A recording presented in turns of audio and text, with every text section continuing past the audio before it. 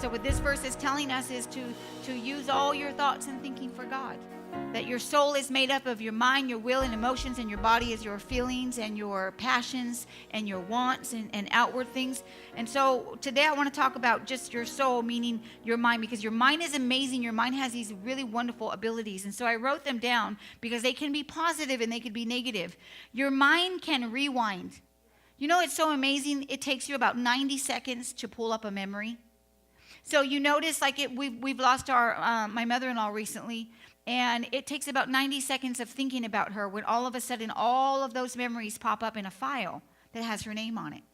And so the last state of how we were with her is usually the strongest state that we file. And so whenever we think of her, we will cry because we don't remember her life, we remember her loss for some reason.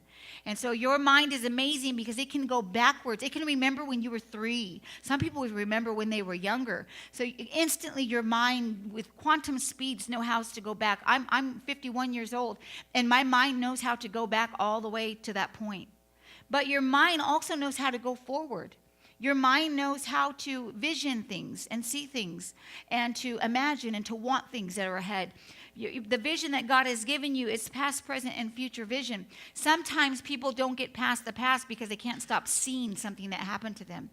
Sometimes they can't get past the past because they every time you know, like if you hate someone called John, then every time the word John, that image of that John you don't like. Or every time you hear about a John, you start to get angry. I wonder if it's that one. Because what happens is your mind locks in information.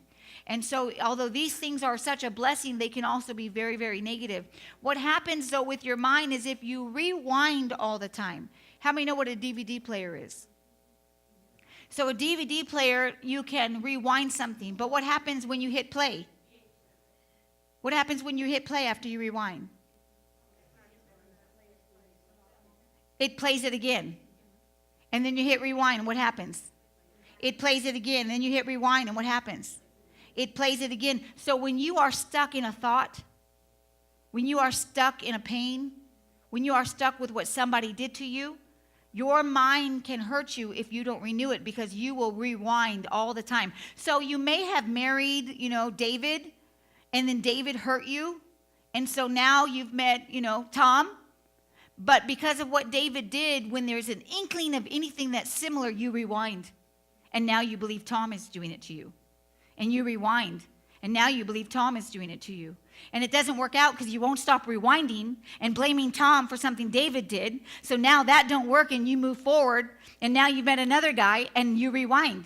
And because you rewind, you're always replaying the same event. So you see, it doesn't matter when people's name change. You can hate your boss and go to your next job and hate your boss, and you've never even spent 5 minutes with them. Because whatever your mind has set, whatever your thoughts have set and locked in, you become imprisoned to that thing. And so what happened to you maybe 20, 30, 40 years ago is still happening to you because your mind keeps on rewinding. But remember what Paul the Apostle says. He says in Philippians, he said, brother, not that I have already apprehended. In other words, listen what he's saying. I have a goal that I'm trying to get. I'm trying to get to something. And then he tells us what it is. I'm trying to let go of the past so I can reach forward. He's talking about the function of your mind. I'm trying to let go of what was so I can have what is. I'm trying to let go of what used to be so I can become what I'm supposed to be. I'm trying to let go of the past season so I can live in a new season. How many know you can't live in 2 seasons? Right. You're not broke and rich. You're not sad and happy. You're not good and bad. You're not right and wrong. So what he's saying is that it doesn't matter what is in the past. If you don't let go of the past, you won't hold on to what's next. You'll always live in the past, and you'll never go forward. So today I want to talk a little bit about Samson, because as I was thinking about this, I was telling my husband that I want to use him as one of the examples. Remember we talked about examples? This is an example that starts off bad and ends up good. But Proverbs 23, verse 7 says this, as a man thinks in his heart, so is he. So notice this, we're still talking about what was in your mind. Because whatever is in your mind goes to your heart, and that's what you are. So we can say this, your thoughts and your thinking is what makes you.